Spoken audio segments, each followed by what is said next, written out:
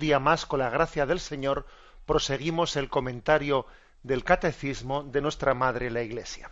Vamos al punto 250, dentro de este apartado que habla la formulación del dogma trinitario, que dice así: durante los primeros siglos, la Iglesia formula más explícitamente su fe trinitaria tanto para profundizar su propia inteligencia de la fe como para defenderla contra los errores que la deformaban.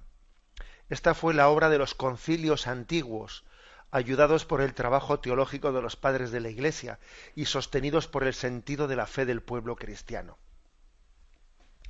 La obra de los concilios antiguos, esos concilios que llamamos antiguos porque son los primeros concilios de la Iglesia, y además tienen un valor ecuménico muy grande, porque obviamente en aquellos primeros siglos de la Iglesia todavía no había surgido pues ni el cisma de Oriente, todavía la Iglesia ortodoxa, la Iglesia de Oriente no estaba separada de la Iglesia de Roma, por supuesto que todavía la ruptura protestante no había tenido lugar, etcétera, etcétera, con lo cual, en este momento, para el diálogo ecuménico con las iglesias ortodoxas y fruto del cisma de Oriente y con las iglesias protestantes, etcétera, tiene un gran valor estos concilios primeros porque allí todo el mundo se siente reconocido en ellos.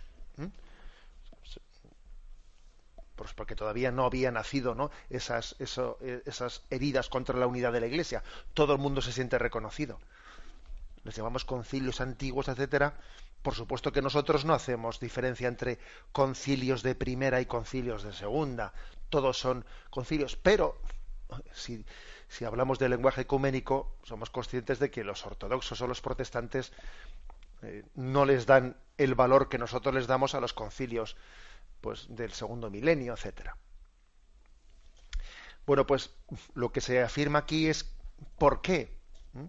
¿Por qué en esos concilios antiguos de los primeros siglos, en los que se afirma que Santa María es Madre de Dios, o se afirma que Jesucristo tiene dos naturalezas, la naturaleza humana, la naturaleza divina, siendo una sola persona, en los que se afirma la fe en la Trinidad, que siendo una sola naturaleza, Dios tiene tres personas, Padre, Hijo y Espíritu Santo?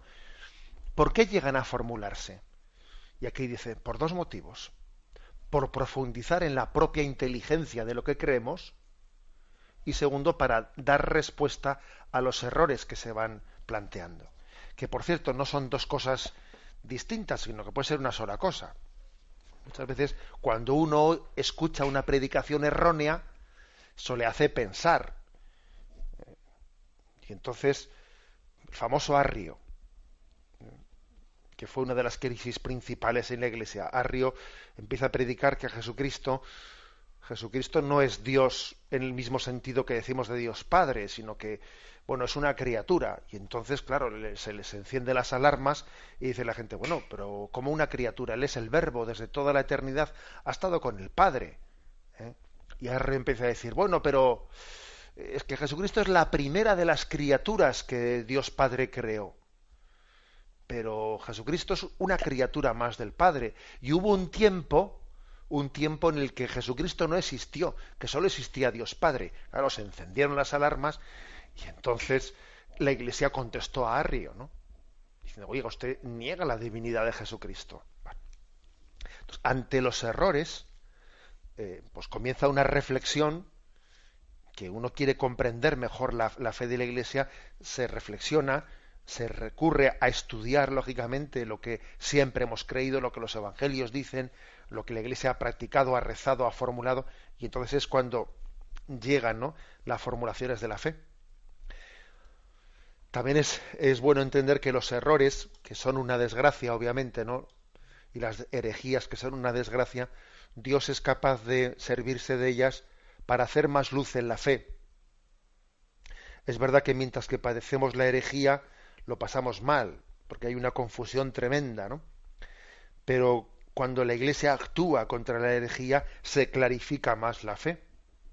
O sea, no nos quedamos al mismo nivel que teníamos antes de que surgiese la herejía, sino que todavía profundizamos más en lo que creíamos antes, porque hemos hecho frente a la herejía. Pero claro, hay que hacerle frente.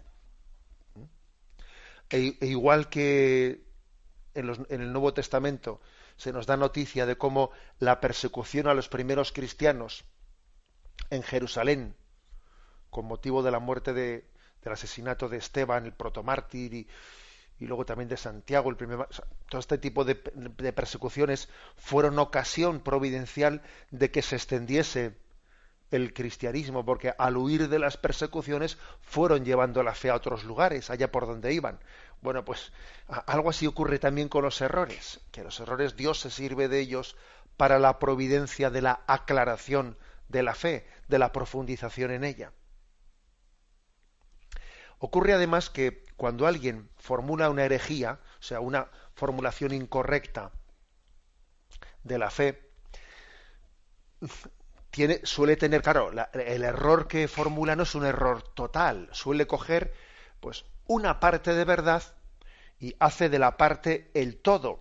Entonces, la herejía suele consistir en no afirmar de una manera equilibrada la fe, sino hacer de un punto en concreto por el que el hereje se siente, digamos, atraído, afirmarlo de una manera desequilibrada, haciendo que se deforme el conjunto de la fe. Pues yo qué sé, si por ejemplo Lutero tiene una experiencia de la gracia de Dios que le conmueve, ¿no? Entonces, claro, él insiste en la gracia, y él dice, nos salvamos por la fe y no por las obras. Hombre, mire usted, su error consiste no en subrayar la fe, no en subrayar la gracia, sino en hacerlo en detrimento de las obras. ¿Por qué dice usted nos salvamos solo por la fe y no por las obras? No, si el Evangelio también habla de que seremos juzgados de la fe y de las obras. Y también dice la Sagrada Escritura, ¿no?, que por sus obras conoceréis la fe. Entonces la Iglesia responde a Lutero diciéndole, no, el hombre se salva por la fe y por las obras. No solo por las obras, no solo por la fe. Fijaros que a la hora de ir formulando, ¿no?, los dogmas, la Iglesia ha utilizado especialmente contra la disyunción de esto o esto, ha utilizado el artículo copulativo y, la conjunción copulativa, perdón, y, o sea, es decir, que integra los aspectos que pueden parecer contradictorios, pero que se suman en la unidad de la fe, ¿no?, en la integración de la fe. Y esto nos va aclarando. Lutero dice, por ejemplo, la interpretación libre de la Escritura. Nos salvamos solo por la Escritura interpretada libremente por mí. Bueno, y la tradición dice, hombre, la Escritura y la tradición de la Iglesia. Y una interpretación no mía por libre, sino en el conjunto de la tradición de la Iglesia. Por lo tanto, cada vez que alguien formula una herejía, la Iglesia ha tenido ocasión de aclarar más la fe. Además que es que el hereje ha formulado una parte de la verdad, pero en detrimento del conjunto de la verdad. Y la Iglesia tiene que afirmar las verdades, pero de una manera armónica.